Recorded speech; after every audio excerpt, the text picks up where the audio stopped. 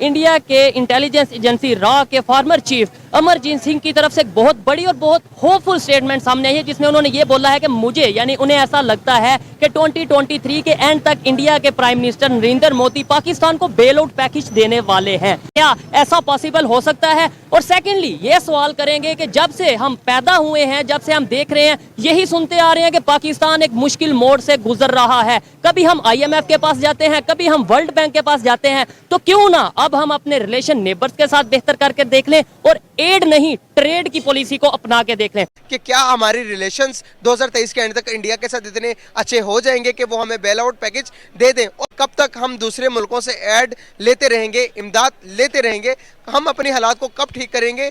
Add लेना बेहतर है या फिर ट्रेड करना बेहतर है? कुछ भी नहीं है यहाँ पे, बस ये है लूटो, जमा करो, निकल जाओ बाहर। बस इंडिया को हम कहते हैं कि यार वो हमारा दुश्मन है, लेकिन उसकी कुछ अच्छी चीज़ें भी है। पाकिस्तान को इंडिया के विजन से सीखना चाहिए। बिल्कुल सीखना चाहिए, बात से मैं एग्री करूंगा, उनके विजन सीखना चाहिए। और इंडिया के क्यों नहीं सीख रहा अभी तक पॉलिटिशियंस। जय हिंद दोस्तों, पाकिस्तान ब्रेकिंग न्यूज़ चैनल में आप सभी का हार्दिक स्वागत। पाकिस्तान कंगाल होने के कगार पर बढ़ते जा रहा है, वहीं पर पाकिस्तान है कि हर एक देश और फाइनेंशियल इंस्टीट्यूशन के सामने जाकर भीख मांग रहा है पैसों के लिए। वहीं पर भारत के एक्स रॉ चीफ ने एक सनसनी बात कह दी। एक्स रॉ चीफ का ये कहना था कि भारत पाकिस्तान को इस साल के अंत तक बेल आउट पैकेज दे देगा, क्योंकि भारत नहीं चाहता कि उनके पड़ोसी में कोई भी इंस्टेबिलिटी आए। जहां पर कोई देश में इंस्टेबिलिटी आती है तो टेररिज्म उस देश में बढ़ जाता है, और यही कारण है कि भारत पाकिस्तान को बेल आउट पैकेज इस साल के अंत तक दे देगा। वहीं पर पाकिस्तान भी यही उम्मीद लगाकर बैठा है कि कोई भी देश आकर उनको बेल आउट पैकेज दे और वो इस क्राइसिस से बच जाए। वहीं पर उनको सबसे बड़ी शर्म तो ये आती है कि वो भारत से डायरेक्टली पैसे नहीं मांग सकते, क्योंकि उन्होंने भारत को अपने ही देश में विलन बना कर रखा है, और अगर इन्होंने अपने दुश्मन से ही पैसे ले लिए तो इनकी इज्जत उनके ही देश में ज़ीरो के बराबर रह जाएगी। और यही कारण है कि पाकिस्तान हमेशा भारत से टक्कर लेता है और उनसे पैसे मांगने की ज़रूरत भी नहीं करता। तो क्या भारत सच में पाकिस्तान को बेल आउट पैकेज देने जा रहा है इस साल के अंत तक? ये तो आने वाला पल ही बताएगा। ऐसे ही वीडियो को अंतिम तक देखते रहिए, लाइक कीजिए, शेयर कीजिए और सब्सक्राइब कीजिए हमारे चैनल को, और बेल आइकन दबाना बिल्कुल भी ना भूले। और आपकी जो भी राय हो उसे कमेंट बॉक्स में ज़रूर दे। धन्यवाद। 1980 में इंडिया के ऊपर 177 अरब का कर्जा था, वो डिफॉल्ट होने जा रहे थे, लेकिन उसने अपने मुल्क में रूल ऑफ लॉ डेमोक्रेसी कायम करके वो सिस्टम से निकल के वो आज दुनिया की 5वीं मईशत बन गई है। हम क्यों नहीं बन सकते? भी मेडिसिन इंडिया से आ रही है, वो पहले दुबई जाती है, दुबई से तो डायरेक्ट क्यों नहीं ले? सर कई चीजें ऐसी हैं, अब जो है सब्ज इलायची है वो पहले सीधी आती थी, अब दुबई से पाकिस्तान आ रही है, उसका रेट 10,000 रुपए kg है। 10,000 रुपए। आपका तो बिजनेस है, बिजनेस है, इसलिए मैं बता रहा हूँ। बांग्लादेश जब हमसे जुदा हुआ तो उसमें जो टीचर साहबान थे ना, वहाँ पे वो हिंदू पढ़ाते थे। अगर आप तो वो बांग्लादेशियों को बताते थे कि आप तो पाकिस्तानियों को गुलाम है, इस गुलामी से आज़ादी हासिल कर दो, तो वहाँ पे जवानों को ब्रेन वॉश करके हमारे खिलाफ भी भड़काया। तो लेकिन हमने बांग्लादेश के साथ भी इंसाफ नहीं किया। ये भी नहीं, हमने नहीं किया, बिल्कुल नहीं किया। हमारे मुल्क की जो इकॉनमी का इस टाइम हाल है, मेरा ख्याल है पिछले 70 साल में सबसे ज़्यादा बुरी तरीन, जितनी जो आपके इस वक्त जो बैलेंस है वो सबसे बुरे तरीन हालात में, बुरे तरीन हालात में। और अपनी लाइफ में जितनी मेरी है, जो उसमें हमने इतना डाउनफॉल नहीं देखा जिस पोजीशन पे इस टाइम हम हैं। ये अगर हमारे इंडिया के साथ रिलेशन अच्छे हो जाते हैं तो हमारी फौज पे जो बजट है वो कम हो जाएगा, वो हम पे लगेगा, सेहत पे लगेगा, तालीम पे लगेगा, इन चीज़ों पे लगेगा। मेन स्ट्रीम जो हमारी मीडिया है ना, कुछ मीडिया के चैनल ये जो ड्रामेबाजियाँ ही भी हमको बंद करनी चाहिए। इंडिया हमारा दुश्मन है, प्लान दुश्मन है। दूसरी बात ये है कि मैंने आपको बताया ना कि जो हमारी खारिजा पॉलिसी, इसको आप सिरे से चेंज कर दे, इस पर आप एक नजरसानी कर दे तो आपको पता फॉरेन पॉलिसी।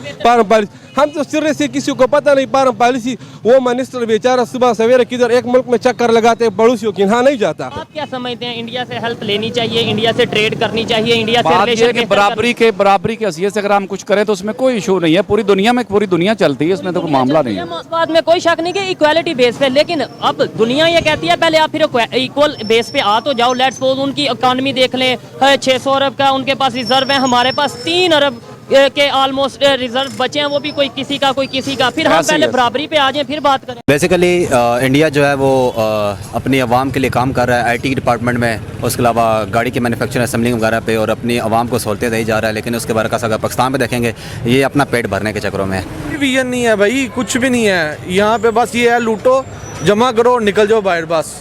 इंडिया को हम कहते हैं कि यार वो हमारा दुश्मन है, लेकिन उसकी कुछ अच्छी चीज़ें भी है। पाकिस्तान को इंडिया के विजन से सीखना चाहिए। बिल्कुल सीखना चाहिए, इस बात से मैं एग्री करूँगा, उनकी विजन सीखना चाहिए।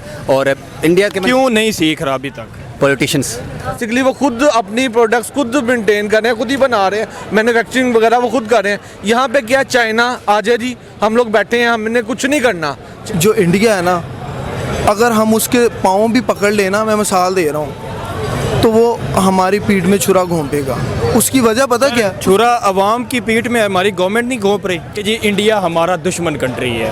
हमें अवाम को दुश्मनी पे लगा के वो तरक्की कर गए हैं और हम जो है वो नीचे से नीचे चले गए हैं। क्योंकि अवाम की राय लेना इंडिया की, तो वो पाकिस्तानियों से बहुत प्यार करते हैं। ठीक है कि इंडिया ने बाबरी मस्जिद को शहीद किया गया, उसकी जो सुप्रीम कोर्ट थी उसने उन्हें बरी कर दिया। ठीक है, मुसलमानों का कत्लेआम हुआ, गुजरात का वाक़या आपको पता है क्या किया है मोदी ने?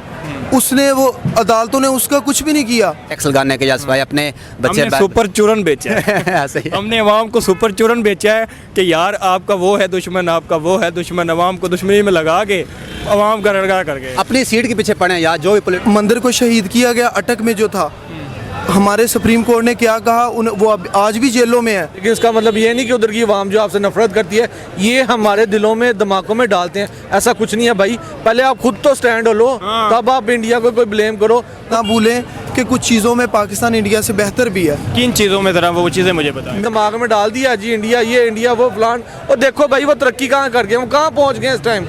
वो मुकाबला करना है तो उनकी तरक्की का मुकाबला। हाँ जी, मुकाबला करना तो ऐसे करे ना उनके। कश्मीर जो है ना बिल्कुल आज़ाद हो जाता है, तो उससे भी जो है ना हमें जो है ना बहुत सारी मुश्किलात जो है ना उनको सामना करना पड़ेगा। हम अपना सोच रहे हैं ना इनडायरेक्टली, कहीं ना कहीं आपकी जो बात है उसके मुताबिक हम अपना सोच रहे हैं, हम तो कश्मीरियों को सोच नहीं रहे।